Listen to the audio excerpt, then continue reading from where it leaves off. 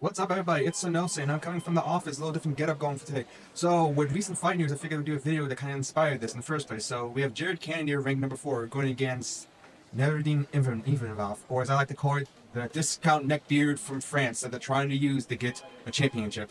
But seeing the discrepancy of that made me think of the insanity that I'm starting to noticing the trend that's getting worse and worse of, let's just say, undeserving prospects or fighters that are skipping the line and going upwards to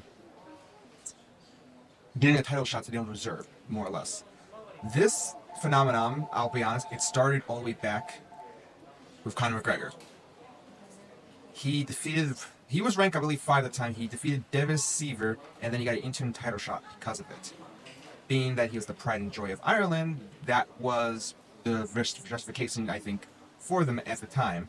Now, as I gotta go through this video, the more and more I look at it, the worse and worse it gets, just realizing just how far of a rabbit hole this goes into. The thing I just kind of want to put a premise about is the fact that if you're a huge star, especially if you're international, because Dana White's always about that money, it seems to be that's where his focus is, and he will leapfrog you as best he can. One of the first, and you know what? I'll get to the point soon about this, and you'll notice a pattern about a particular group of fighters that get this. But before we go there, so the point I kind of want to make is, I'm racist. Before anyone says anything, I just keep noticing this keeps happening enough, and it's starting to annoy me a little too much. Anyway, very recent of today, Taishiro Chira, another prospect from Japan this time, he is actually going against Alex Perez. That was just switched up within like the last couple of hours today. And Chira, as of right now, he's about rank 12, and Perez, it'll show you they do not like Perez or something's going on, because Perez's rank is number 5. So if Taishiro Chira wins this fight, he will become getting a top 5 title spot for this. Anyway, that's not the point I'm trying to get to. So, you've seen the Habib Mega Man enough thing. He beat Michael Johnson, basically, and then he fought rank 11 LL Quincy to get a title shot. Well, to get the championship itself. A lot of it has to do with the stuff with Tony Ferguson, so that's kind of a mess. But you'll start noticing a theme ever since Conor McGregor, and it gets worse since 2020, where they keep giving fighters these things. So just bear with me as I look like a crazy person, aka Charlie Day from Sunny in Philadelphia, pointing at the wall, and you'll see where we're kind of getting to. So Exhibit A would be fighters like Jorge Masvidal that beat basically people that were nowhere near his ranking, and after a short notice, they gave him a fight on Fight Island to basically go against Usman. He got a rematch out of that for some reason, even though he was nowhere near in the rankings or deserving of it, to my knowledge. Feel free to correct me if I'm wrong, but, you know, a journeyman who definitely proved himself against top talent, and he got a title shot off of 2 spectacular wins that were considered at the time. But that's not where the conspiracies start going. It starts getting worse. So I'm going to just straight up say it. If you're an international fighter, you got visible privilege to you, especially if you're in short supply. And second, if you're a neckbeard, oh my god, the oozing privilege that you guys have in the first place. I know what you're thinking. Someone else see. What are you talking about? That's not true. Alright, we're going to get to it. So, before we get to the neckbeards, let's mention other people that have gotten this thing. If you're popular enough, like people like Sean O'Malley, you get skipped the line right to, well, Peter Yan.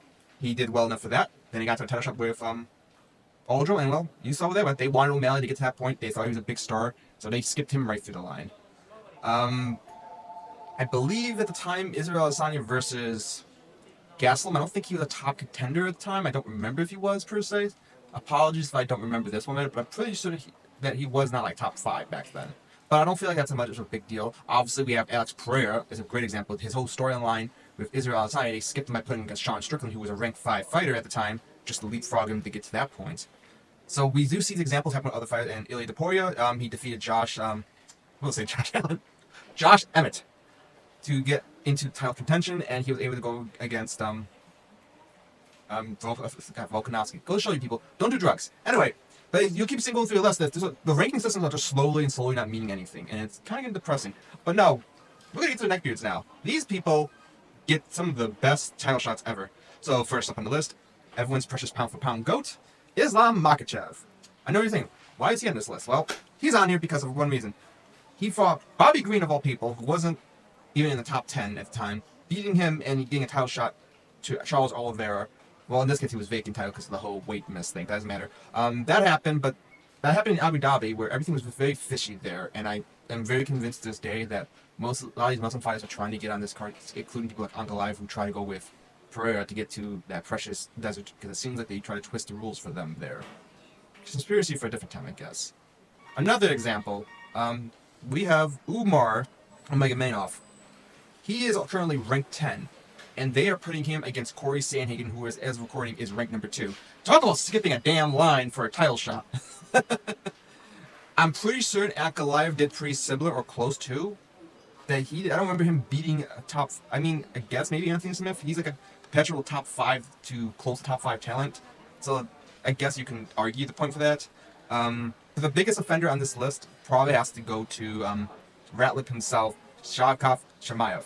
This is a man who in 2 weight divisions has been given chances to get towards the title. Now, to be fair, he has not gotten a title shot yet, but they are trying to catapult this man. His first one was when they put him against Gilbert Burns at the time.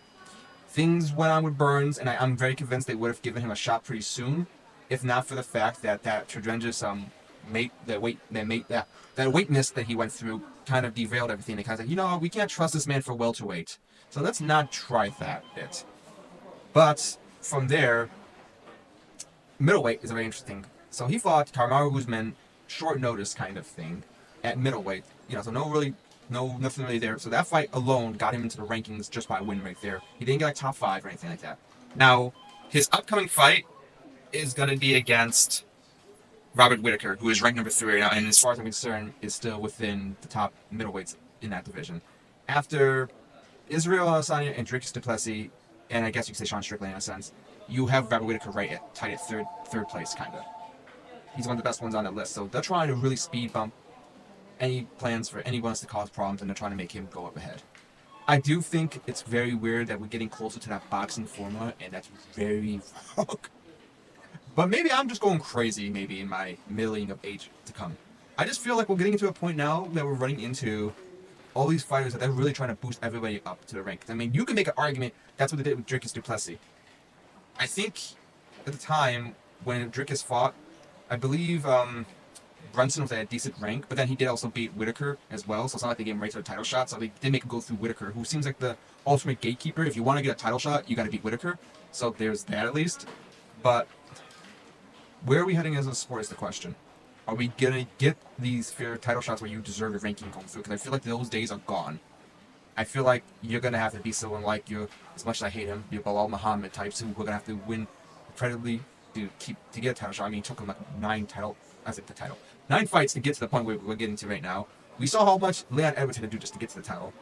It's just, some people get it because of personality, finishability, and everything else, and some people got to scrape by just to get a title. But you know what? I know this is kind of an unorthodox video, but I figured I'd mention it. It's been bugging me. I've been thinking about it for a bit, and I figured with all the changes and all the events coming up, I figured it was worth mentioning. So leave me comments, your opinions about everything. Let me know which is your conspiracy theory. Maybe I'll discuss it in a format with the shirt and everything else. Anyway, thank you for your time. Sorry it's not as exciting. I figured I'd give you guys some kind of content throughout the week. And I'll see all you guys around. Peace.